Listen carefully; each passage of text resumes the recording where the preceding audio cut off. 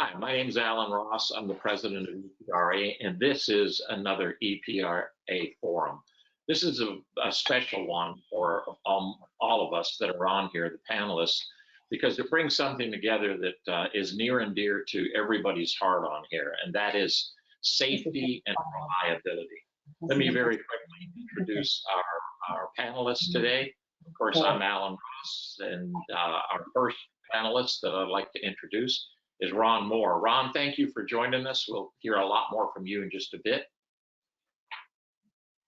Tim Haig. Tim is with Steppen. Again, Tim, thank you for joining us. We'll hear from Tim in a good bit. And kind of like my co-moderator, co-host now, Martin Robinson. He doesn't know that, but that's what he's becoming.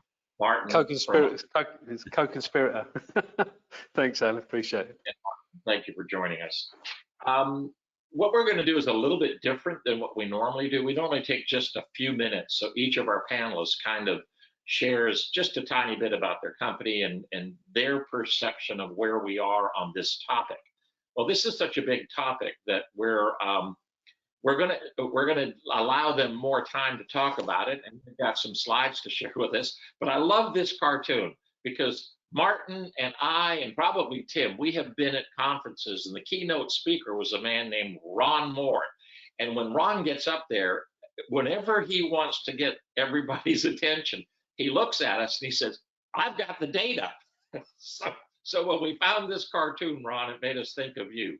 So Ron, if you just give us a little bit of your idea of where we are as it relates to the data that represents and the work that you've done with the Ron Moore Group. Well, I've got, as you said, a lot of data, and I want to share with folks just a tiny fraction of the total data. And if folks are interested in having more of the data, then I sent you a set of slides, and so feel free to share that with folks out there. So okay. What I've found, as the title says, is that reliability it's essential for a safe, cost-effective, environmentally friendly operation. And just to share a little bit of the data, and some thoughts. Next slide, please. Yeah, most folks out there, including the CEO, will say safety is a top priority. Nobody would dare challenge that. And so they have policies and standards and processes and systems and so on to support this. And of course, they're committed to enforcing these policies. So next slide. And they have these policy statements. Here's an example. I just give folks a minute to read through this policy statement. I literally copied this from a company. And so, all injuries are preventable. No task is so urgent it cannot be done safely. Management must provide a safe workplace. We're each responsible for preventing injuries, and everyone's empowered to stop unsafe behavior. I think most folks would agree and would have something very similar to this and would be committed to enforcing it, particularly at the CEO level. So, well, if that were the case, if executives were truly committed to safety, they would be committed to reliability, and they would have similar policy standards, processes, and so on.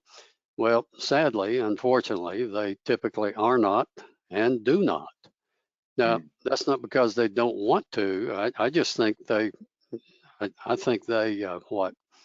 they don't know about the relationship, and they don't really understand the concept of reliability, which includes design, procurement, operations, and of course maintenance. Most of them are focused on maintenance, and that's just not sufficient. It's just not. So here's one of the sets of data. Now I've got 6, maybe 7 of these, but here we've got on the left axis is injury rate. Now these are percentages of some base number. You take a number and divide it into all the rest. And on the right, we've got OEE, overall equipment effectiveness or asset utilization. This is a huge US company over a 5-year period, $10 billion a year in annual sales. And it's pretty obvious when you look at this data that when the plant is running well, that is their OEE is good, you have fewer injuries. When the plant is not running so well, you have more injuries. Well, to me, that's a pretty obvious thing. And like I said, I've got this. This happens to be, well, I better not tell you because they're such a big company, you might be able to guess who they are. But I've got this for steel, chemicals, food, just a variety of companies, and it all follows this pattern. So next slide. No, before you go on, a lot of people don't realize, if you can go back one slide, a lot of people don't realize that this overall equipment efficiency or asset utilization is a great measurement of reliability. The more reliable a plant is, the more the assets are utilized within the plant. Is that not a fair statement? But because that's part of the data that really struck me when I first saw this, is there's a measurement of reliability and a measurement of safety, and what you've done is correlate them. Is that a fair statement? Yeah, that's a fair statement. And the other thing about OEE is that it includes planned downtime, unplanned downtime, rate losses, quality losses, changeover and transition losses. It includes all the losses from ideal. So it brings together the production and maintenance guys, and sometimes even includes, procurement, contractors, and so on. So, but the key to an OEE measure is to focus on managing the losses, not the number, whether it's 60 or 80% or whatever it is. But if you manage the losses, you will have what you're supposed to have. So, Right. no, it's a superb measure of reliability. It's the one that I use. This next set of data is from a large chemical operation. You're on the vertical axis. We've got total injuries per year. Now, this includes first aids. On the horizontal axis, we've got corrective and reactive work orders per year. So how reactive are we? And it's pretty obvious from this that the more reactive you are, the more injuries you have. And I've got 3 sets of data, and they all look just like this. So now let's compare that to some other types of work at this same operation. So next slide. Yeah, this is that same operation, only this time we're looking at PM and PDM work orders. Work that's managed, it's in control, as they would say in statistics. So here it's pretty obvious that the more of that kind of work you do, the fewer injuries you have. And coincidentally, the more of this kind of work you do, the lower your costs, particularly maintenance, and the higher your OEE. I've got data on that as well. So to me, it's a pretty obvious conclusion to get rid of the corrective and reactive work. And so your focus there ought to be on defect elimination throughout the organization. Let's look at another set of data. Next slide. Yeah, there we go. This one is, I forget, it's either a maintenance or a mining company or a smelting company. And again, on the vertical axis, we got injury rate, and on the horizontal axis, we've got maintenance schedule compliance. So if most of your work is planned and scheduled, it's in control, you're not doing as much reactive stuff, then you're going to have fewer injuries. Well, to me, that just makes sense. It's pretty obvious that you ought to have that. Just one caution on this data, though, is this. You can have high maintenance schedule compliance. Just don't schedule much maintenance. Okay? And you'll get really high compliance. So if you really want to measure your reactive maintenance, what you ought to do is measure, the stuff that interrupts your schedule during a given week, and any folks that you have in reserve, knowing you're going to have some reactive things. So a lot of folks out there will only schedule 80% of the workforce, knowing they're going to have 20%. And then they'll interrupt their schedule 20 or 30%. Well, your total reactive level is 50%. And your maintenance schedule compliance is not 90%, it's 70%. So just a caution there. So now I've got lots more data, kind of metadata from the University of Tennessee and so on, but it all says essentially the same thing. You know, the more reactive, the poorer your process is, the greater the risk of injury. Excellent, Ron. That and trust me, we narrowed down. I think it was 84 slides. Every one of them. It was very hard for us to do that because every one of them had a great amount of information that any one of them you could have taken to a C-level person. And we're going to come back to that on you, Ron, about how do you get the C-level to know it. But our next panel is Tim Haig. Tim and I we met at one of our conferences, the Electric Power Reliability Summit last year. And then I was at another conference with Tim where he presented a workshop. And if you look at this, we found a lot of these things where it's obvious that the person doing it was not safe. Tim also had data, and that's what really struck me is Tim had a lot of NFPA, he had OSHA data, he had some great data from a different perspective. And Tim, being a practitioner in the electrical system at Stepan, in fact, being responsible for developing the strategic electrical reliability program, God bless you, my son, that's going to be a hard thing to do at Stepan for the multi-plants. Tim starts with data, and this is where we met at this 10th annual conference. But welcome and thanks, Tim. Thank you for having me, Alan. Yeah, I'll tag on what Ron was talking about. We find in the electrical industry that we've been left behind, and the statistics are difficult to drive that Ron uses to get reliability. When it comes to electrical work and electrical energy, those incident rates, those injuries are more significant. They're more frequent. We put workers at risk on a regular basis, and the C-level people don't quite understand that there are ways to incorporate reliability and safety into your program to minimize and eliminate the amount of risk that we're putting our workers at. Next slide. So when I first started in my reliability journey, ROI was the big acronym, return on investment. How do you show utility return on investment? It's very difficult to get a company to track downtime for asset availability for utilities. So we started to look at it from a compliance issue, in that every facility is required by OSHA to have an electrical safety program. Your electrical safety program is inherently a reliability program. You have to properly and routinely maintain your equipment to be in compliance with NFPA 70E. Next slide, please. So this emphasizes the significance of the electrical injuries I'm talking about. So you've all seen these pyramids, you know, 300,000 unsafe acts lead to 30,000 near misses, 300 recordables, 30 lost time injuries, and a fatality.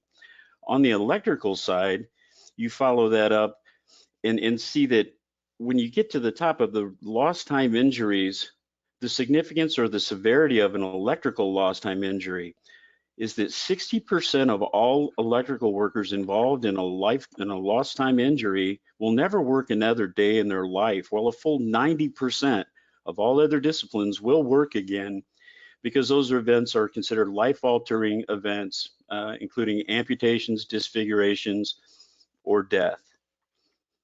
Next slide. Before you get on to this next slide, there's a gentleman, and you might know his name, Tim.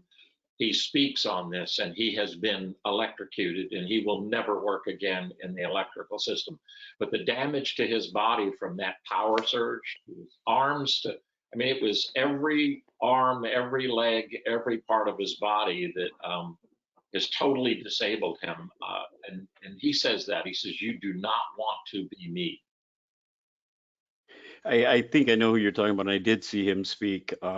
It's a powerful story. He's very lucky to be alive, actually. So Yeah, when I talk Alan, about it, go ahead. Just a quick insert. The guy's from, at least the guy I've met is from New Zealand. I could get his name. It seems to me like it's something like Stefanik or something like that, but I can get his name and get it to you. So That'd be great. That would be great. So when I talk about a compliance issue, it's regulatory. So when you think of safety and reliability being symbiotic in nature, if safety is regulatory, then reliability is regulatory. And this is why you'll find in OSHA 1910 subpart A that the standards of the government and organizations which are not agencies of the US, which are incorporated by reference in this part, have the same force and effect as other standards in this part. The most commonly referred manual for safety that OSHA references is NFPA 70E. Next slide.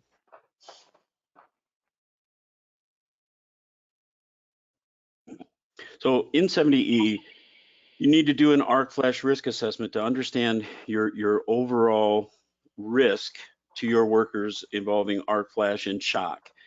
This is a common statement that you'll see in any engineering arc flash risk assessment at any facility, that the results of this arc flash are based on the equipment owner or the owner's designated representative having maintained the electrical equipment in accordance with manufacturer's instructions and industry consensus standards. The engineering company recognizes that their engineering evaluation of your system is only sound if you are properly maintaining your equipment and your equipment is operating as specified. If it's not, by default, it is unsafe and you're not in compliance with 70E or with OSHA subpart S. Good. Next slide. So these are the standards that we were able to use working together to build reliability and safety into a program. You have to install your equipment to the National Electrical Code, which is NFPA 70. You must maintain your equipment to a recognized consensus standard. The most commonly accepted is NFPA 70B. And then you have to implement a safety program based on the prescriptive measures in NFPA 70E. And we also then use NETA MTS maintenance testing as well as 70B to prescribe our testing activities. Next slide. Again, this just emphasizes the severity of an electrical event. You know, in 2006 to 2010, of 8,600 structure fires, resulting in 11 fatalities, 230 injuries, and $753 million, 16% of those were caused by electrical equipment malfunction. I suspect not well maintained electrical equipment. Next slide. Well, I think we've come to the end of yours, and now we're going to go into talking about IRIS. Before I get, because it's interesting, Martin, I've heard you speak many, many times about arc flash, and I think this is not an advertisement for IRIS, but one of the passions that Martin has and that he's brought into IRIS is a passion to be able to do something to reduce arc flash. And I know his frustration when it's so, I don't want to say easy to do, Martin, but it's a lot easier to do than to not do.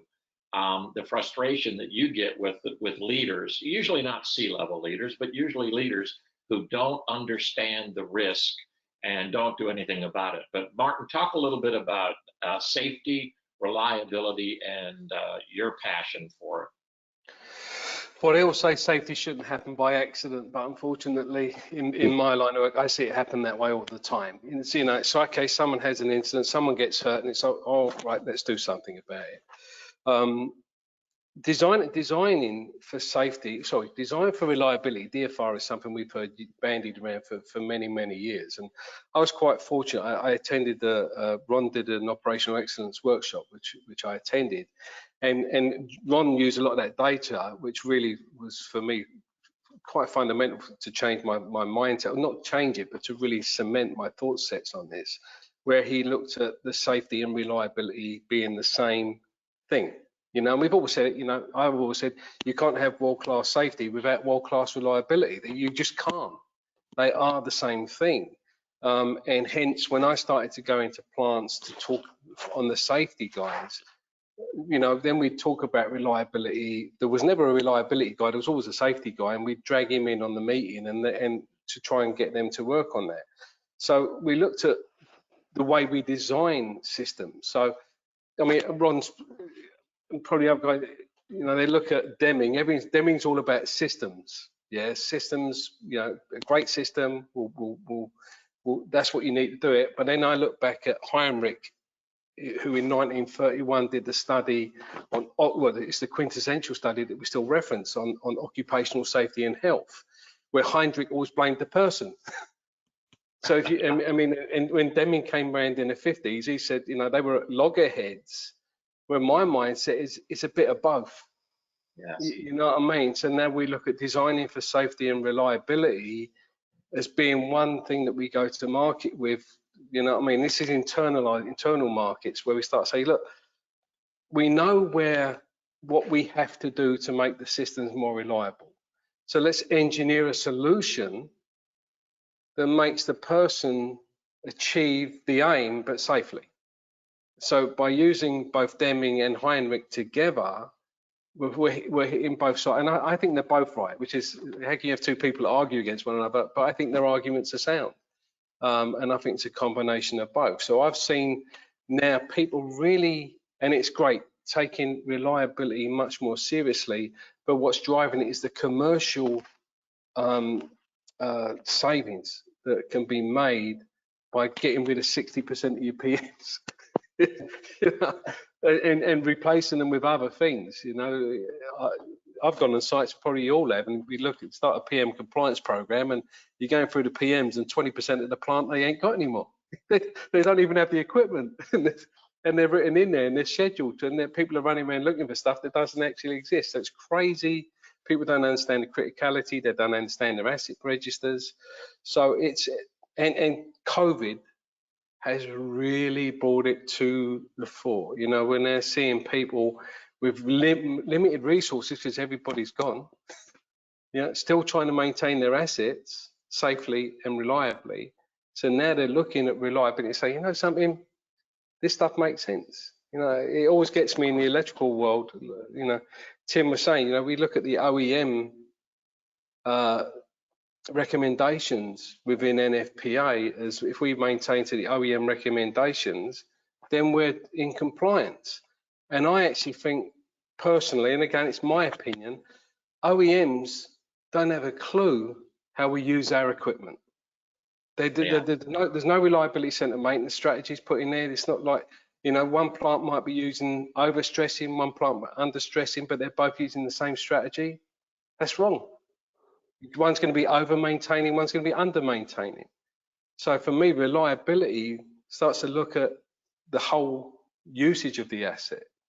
And if we adopt reliability within our standards, within FPA and CSA, etc., and do RCM analysis and understand how we physically use the asset, then our maintenance and reliability strategies will be far more. And I know, like Ron said, it's defect elimination, but I'm just concentrating on a little maintenance bubble that I play within. So it's difficult. It is difficult, but at least we're moving in the right direction, I feel. I think we are. Any comments from each? Well, we got a poll here. Here, I'm going to stop for a minute. For those of you, we have a strong documented safety policy for our company. So if you quickly take that poll, I won't make any comments until we see the results of it. The poll is in process, and then it'll be coming up in just a minute. And part of what we're trying to do with these forums, and particularly this one, this is just the beginning of the safety and reliability discussion. We believe that it's significantly more important than it's given a trip. You go and ask almost any safety director, ask 100 of them, you know, how much do you think there's a tie-in between, let's see the poll results, if you can, please.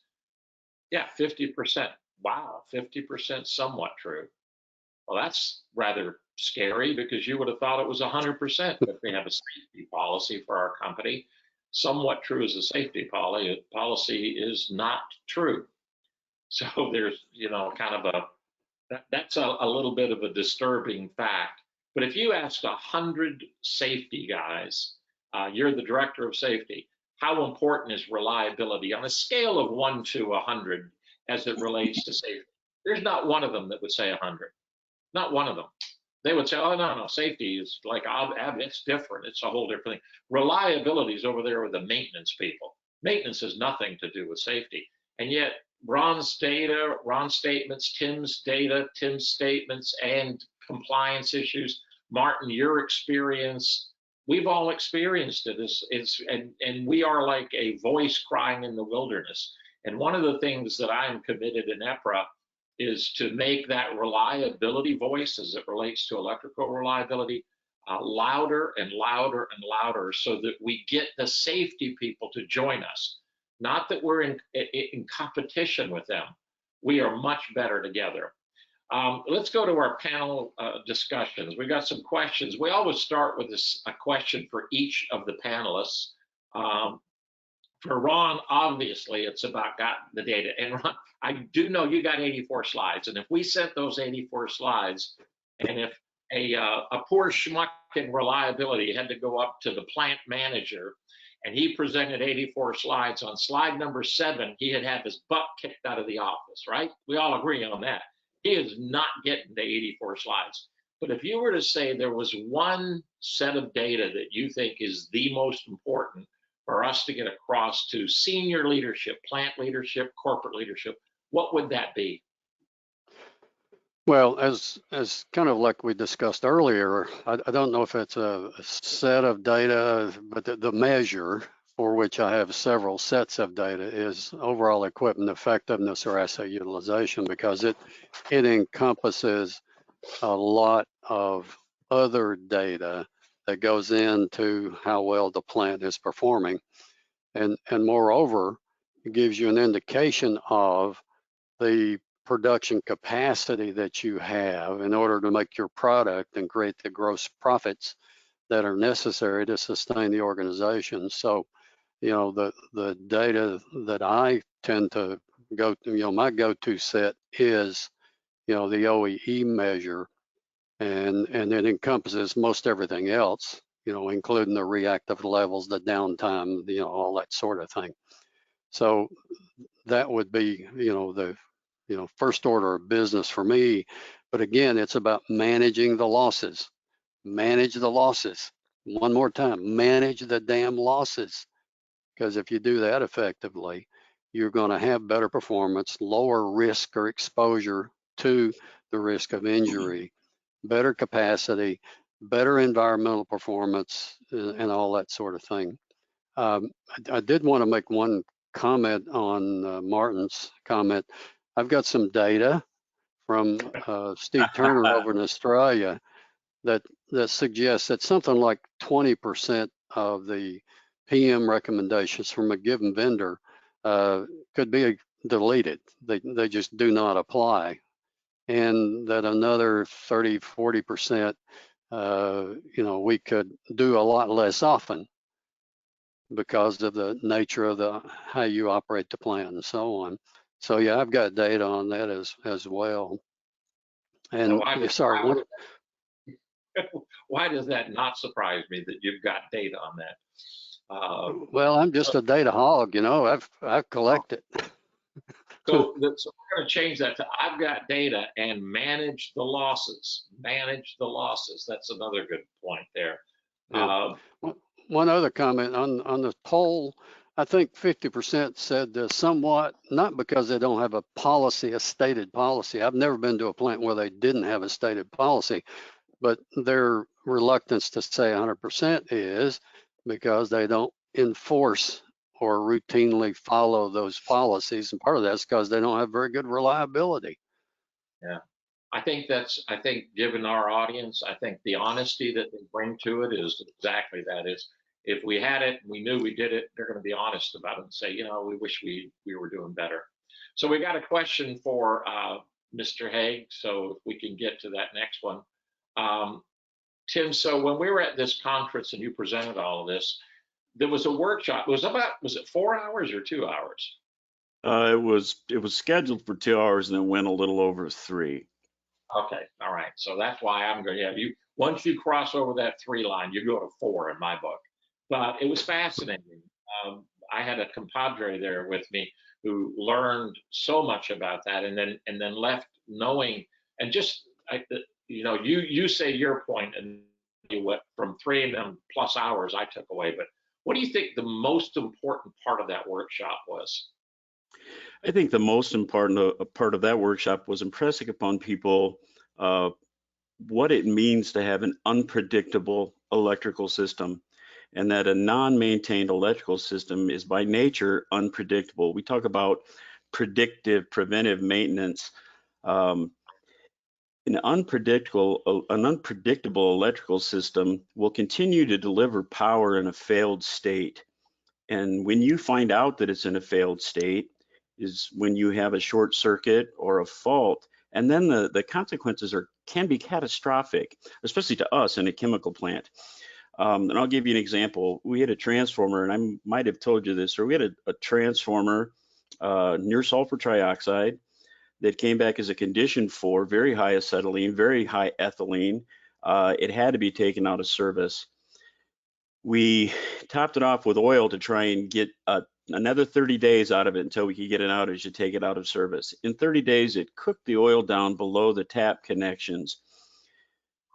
When we opened it up, smoke rolled out of the transformer, and we sat down and said, we have to shut this down right now and replace this transformer immediately. I had a management level person say, well, what's the consequences if we don't? I said, it's going to explode. We're going to have an explosion. And he looked at me and he looked at my boss and he said, so can you explain how big of an explosion? Is this something we could maybe put some danger tape underneath it? And this was a platform transformer, and keep people out from underneath it until we could get through another 6 months. I said, well, is there any level of an explosion in a chemical plant that you consider acceptable? And that's the misunderstanding of the unpredictability of the equipment. They to non-electrical people, we call it EM, electrical magic. You don't see it, you don't hear it, it just works until it doesn't. And then, yeah, so I think that's a big part of it. Assessing the equipment so that you understand its condition is critical. Until you understand the condition of the equipment, it's highly unpredictable. And then the ability to use tools like Martin uses to be able to assess that equipment in a safe manner where you're not putting people at risk, you're not having to open the equipment and expose people to energized circuit parts and potential arc flash.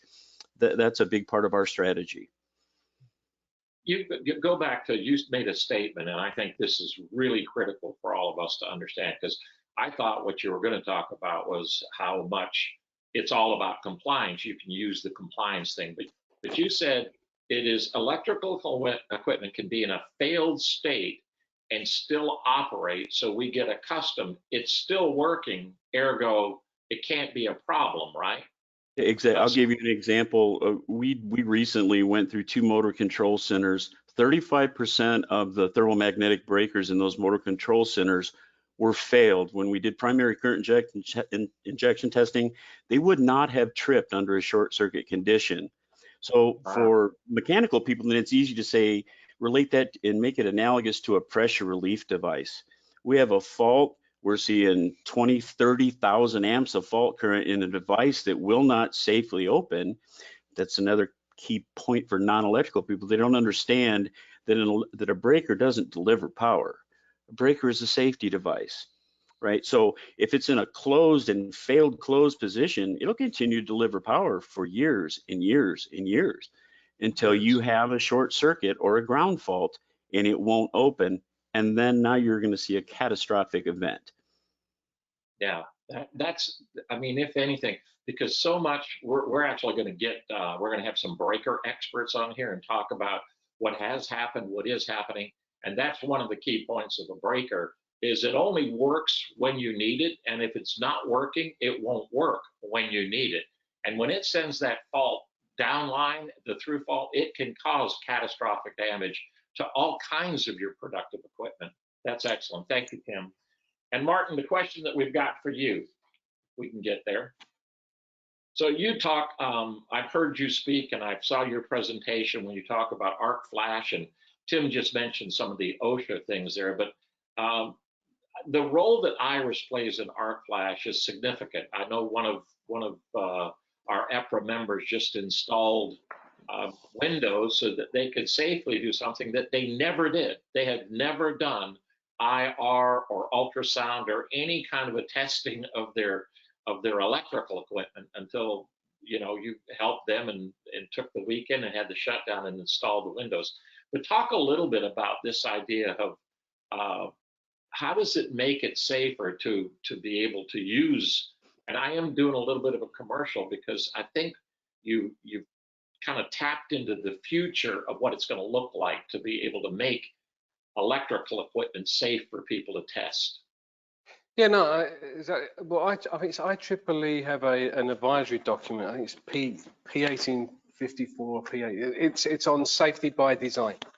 So, IEEE looked at the way we build our equipment and maintain our equipment, and they put in like some recommendations on designing the equipment so that you can get that data safely. So they're looking at long-term reliability of equipment. So IoT solutions or embedded sensors, smart grids, all these types of things. This is what we do. But it's all about keep it closed, keep it fully energized. So when you're working in the critical power fields, the last thing they ever want to do is open a panel, because that injects a level of risk, unacceptable risk. Doesn't matter you put PPE on and everything else. PPE is only designed to make sure you receive the most a second-degree burn, based on the arc flash calculations, as Tim alluded to, but the breaker's got to work, and hence probably the most important part, and I don't call it maintenance, I call it testing, but your breaker testing programs are so important, because everything we do on that asset, the way we dress out, the way we treat it from a risk analysis standpoint, is based on that breaker working. If it doesn't work, you're standing in front of them, the PPE that you've rightfully calculated you need, and what quickly was an 11 calculation becomes 111, and somebody dies. So your break, and 70E have been, and 70B have been very pedantic, and CSA, I'm on the Z463B committee, which is the Canadian 70B, but been very pedantic about, identifying what we call hidden failures. So in reliability, we call that, so a hidden failure is a breaker or, a steam valve or pressure valve or anything like that. But we're right, but, I seen a report. It's very difficult to get electrical data that isn't really, really old. But Lenny Floyd posted something on LinkedIn beginning of the year, and it was some data from OSHA, etc. And in 2018, there wasn't one fatality through arc flash burns, which is fantastic. But electrocution went up 8%. Oh. So people talk about arc flash, arc blast, but it's touch potential. It's electrocution and burns. And as Tim went through, 1 in 10 report electrical injuries, someone dies. Yeah. But what that equates back to is it takes 10,000 at-risk behaviours using those ratios to cause one fatality. And an at-risk behaviour on any piece of electrical equipment is interacting with it in any way, racking in and out a breaker, switching, etc. Things that we do on a day-to-day basis are what we class as at-risk behaviours. So the whole idea of designing for reliability with companies like Iris and other companies that do, absence of voltage testing, and there's multiple companies working on this closed panel scenario. So we do less maintenance, more condition monitoring, more reliability, less interaction of the workforce with these really toxic work environments. But that 10,000, so if we can reduce the 10,000, the at-risk behaviours, that means we're going to reduce fatalities. As Ron said, the defects, get rid of the defects. And the defect in this is opening a panel or touching a panel in any way. We don't need to do that. Yeah, we don't need to do that. So, you know what I mean? So that's where we are. So, although it was super encouraging to me looking at those arc flash burn, there was 0 fatalities in 2018. The fact that electrocutions went up. So that means our breaker testing programs are probably getting better. Our PPE arc flash calculations are getting better. People using maintenance breakers, all of that management piece is getting better, but we're still killing electricians through electrocution. But let's take all of that away. the minute you interact and you trip a breaker, you have stopped something that shouldn't have been stopped. And in the process world, that can be huge. And I have seen even a small board on the wall, like a distribution board, where someone was removing the cover, they tripped a breaker, and unbeknownst to them, that breaker fed something in the control room, and it shut down a PLC that stopped a plastics machine at $17 million a day. Crazy. So where people are looking at now, designing for reliability, take DFR, and then what I say is, well, it's designed for safety and reliability, not just reliability, but safety and reliability, put them together, and design your processes that people can get the data that they need, get the inspection data that they need to ascertain the condition of the asset, and then based on that, you derive your repair requirements from condition and not this legacy time crap that we've been doing for years. Yeah, I mean, it's lovely. I'm preaching to the converted here, so it doesn't matter. But it is. I mean, the statistics were great, and I can share those with you, Tim. It was Lanny shared a report. It was very, very good. Very interested. Yeah. And by the way, you hear, for those of you who are watching this and will watch it in the future, you hear people passionate about what we're talking about and willing to share. So the idea that you've got experts, Ron Moore, Tim Martin, are in their areas, or I couldn't have found more highly rated experts in their area, and they're sharing, and they're willing to give that to you to be able to share with your boss, because I think that's what we're going to have to do. We're going to have to take it to the next level. We've got a really good question in here. We're going to do a poll, and then I've got a question from the audience. We have a strong documented electrical system reliability policy for our company. Same answer set, different question. We moved from safety to electrical system reliability. And let's see what we get. We had 50-50, 0 on the last one. Let's see what we get on electrical reliability. And the question, I'll give you all the question right now so you can think about it. What is the relationship between safety and reliability in terms of system design? And that comes from one of our members. That's a pretty big question in and of itself. Thank you, Equality.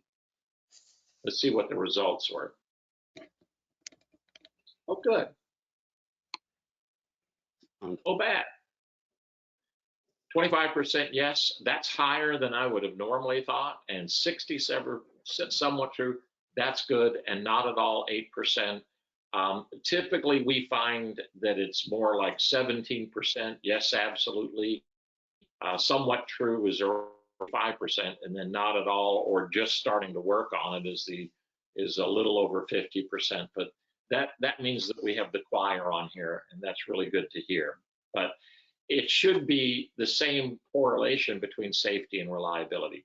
So let me go back to that question for all of our panelists, if we could get that off of there and put our panelists up. So what is the relationship? This is for open forum now. We're going to go around here and each one of us can share, but what is the relationship between safety and reliability in terms of system design? I'm going to put Tim on the spot and start with him. From a system perspective, the technologies have changed dramatically in the last 20 years. Safety is being incorporated and engineered into systems with arc-resistant plenums and arc-resistant gear, IR windows, remote racking for breakers, so we don't have to put somebody in front of a cubicle to rack a bucket off of it. Drop down shutters when MCC cubicles are pulled out that automatically close any exposed energized parts. The Reliability Summit, I connected with someone from Grace Technologies. The PESDs, the permanently mounted electrical safety devices for absence of voltage detecting, that can prove a voltage test port that will reduce the incident energy to next to nothing, where you don't have to open the door to do a voltage test. It's you can pull any catalog from any electrical manufacturer now, and when you're looking at your system, look at what the safety features are that you can opt for in your design. Excellent. Good. Like Martin, weigh in on that, because you work in that a lot. You're working on the next generation of system design. Yeah, and again, you're absolutely right. But what are the drivers for that? I mean, you have to prove the business case for this, and typically, you know, when we say that 60% of, well, 60%, and this is big, of a plant's costs are set in design. You want to change something down the line, it's going to cost you a fortune. So people are spending a lot more time in design with fully cross-functional teams. Even janitors get involved, because guess what? Someone's got to clean it. So you better make sure where it gets put, it's fully accessible for every task that has to be done.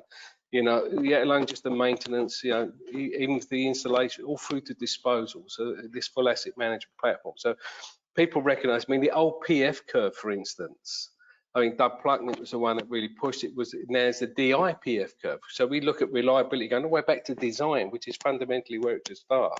So the design, installation, point of potential failure, and functional failure curve, the IPF, is dragging it all the way back to there. So ISO 55000, cradle to grave, from design all the way through to disposal. That's what that standard is all about. It helps us when we look at our asset platforms.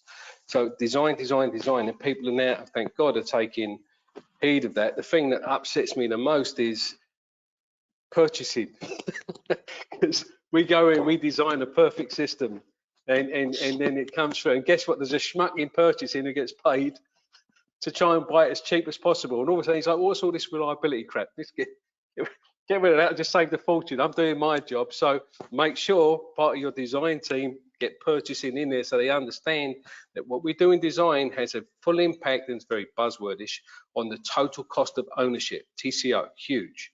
Yeah, if I can reduce the total cost of ownership, then I will do that in design. Otherwise, mate, you're spending fortunes.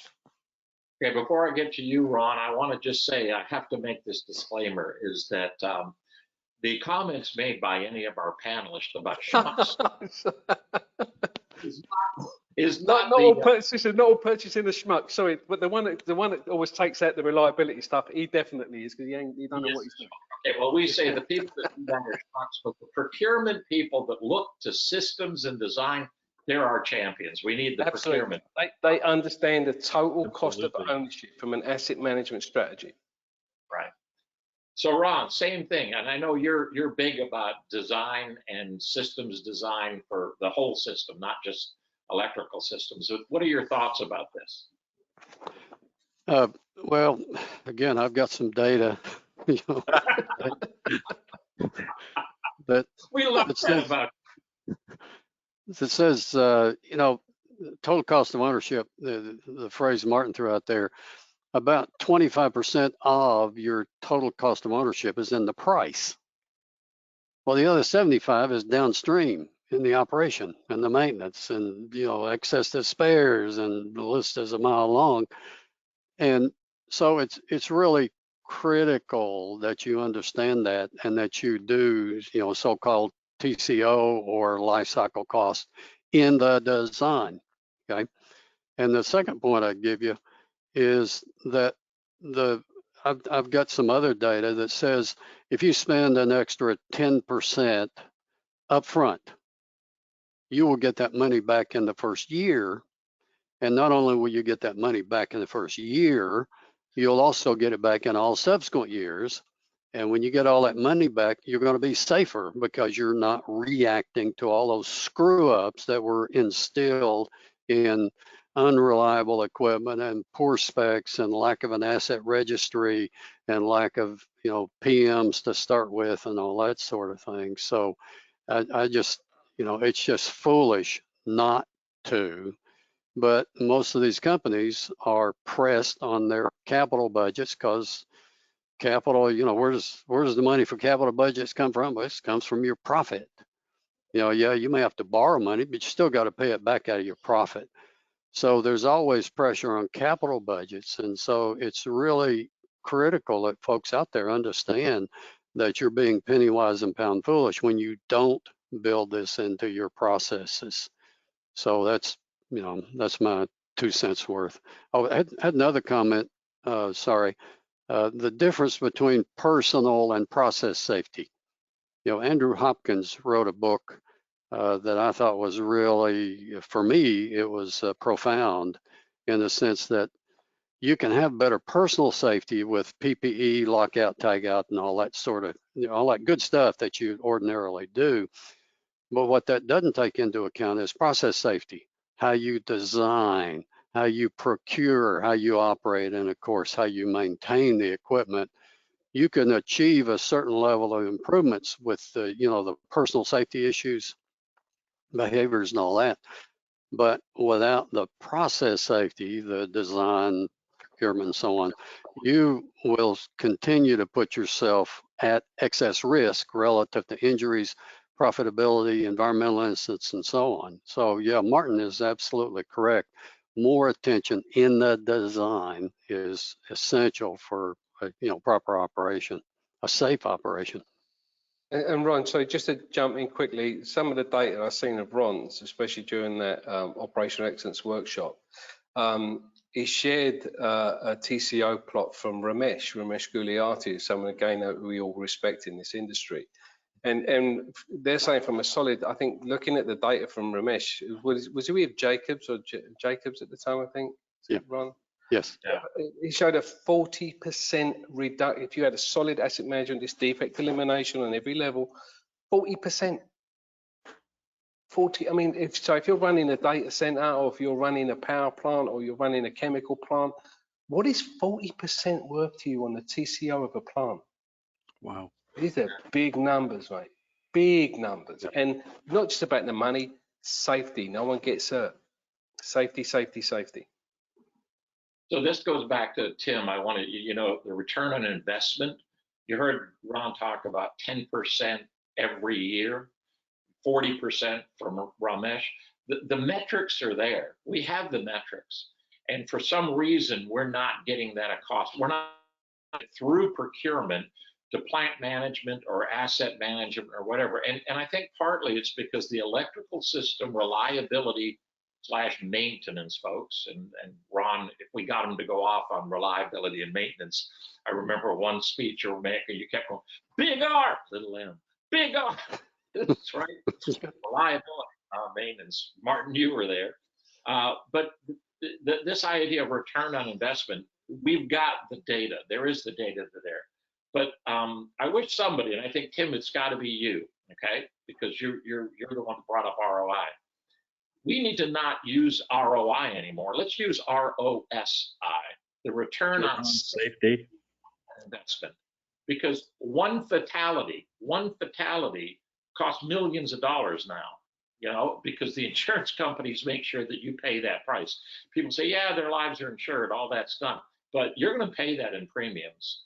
And the good news about the industrial insurance segment is they're putting more of the blame on bad actors than they are spreading the cost out over everybody. There is a spreading the cost out, but if you are a continuous bad actor, like Ron, I know one of your slides was the plant that blew up the day that the safety, they were getting an award. Yeah. I wanted to leave that in because it was so brilliant, but I was afraid they'd sue us because you put the name in there. But they're getting an award for safety. It's public knowledge. I should have left it in there because it was so astounding to me that the day somebody's getting a safety award, they kill 200 people. I mean, that's not lost on the insurance industry either, because they're looking at the most unsafe environments. I'd like to say that we have more time, but we're coming to the end of this. Any one last comment that you would like to make to our audience about safety and reliability being tied together? So Martin, you have the honor of going first on this one. Just quick on that ROS. We actually, ROS is now a line item on a lot of Fortune 100 companies' return on safety, because they look at workers' comp and everything else. And just very quickly, the average electrical industry, if you go on Google, according to OSHA in the United States, with direct and indirect costs, is about $182,000, $183,000 average. Now, the average profit margin of a Fortune 100 company is around 6-7%. That means that's $3 million of earnings. Yeah, but this is a bottom line number. It's not a top line number. 180 grand is $3 million in real money. So ROS is super important. You're going to see that. So I'm glad you brought that up. But you know, it's all about just again, defect. I'll move on 1,000% on that. Kill the defects and you kill everything else. Ron, any final comments? Well, it's something that is kind of implicit in all this. If you want to achieve what we've been discussing, you really need the executive sponsorship. And that's more than just permission. You know, go do good things, off you go. They have to be as engaged in reliability as they are safety. The second comment is this: in industrial operations, at least the ones I work with, you need a good production and maintenance partnership. You know, and some measures to facilitate their collaboration. You can't be finger pointing. You know, if I were a plant manager and I had my two managers pointing fingers at one another, it'd be a short career for them at my place. So, you know, that's the second thing. And the last thing is some sort of process for engaging the shop floor in defect elimination. You know, so 70% of the, you know, the improvement opportunities, the defects, the shop floor knows about. And if you don't engage them and give them a sense of purpose and ownership, then you're really missing a huge opportunity. Yeah. So Tim, you get the last comment on today's forum. I guess what I would say is to the 31 attendees that are here today, I'm assuming quite a few are electrical, if not all. We've been left behind for so long. EPRA, I'm encouraged by EPRA. I hope you are too. And I think we have the ability now to take advantage of a platform to collaborate and begin to share experiences. Regardless of where you are on your reliability journey, myself and the other people involved with EPRA that I've dealt with, any one of us would be willing to help you in any way we can. If you have a question, reach out. Alan can make my email available. That's all. Good luck, and thanks for coming. So Tim just pointed to we've had these and we now record them, and then they're on the EPRA site. But the good news is that people are going back, and now other people are watching them, and they're sending them to people within their plant.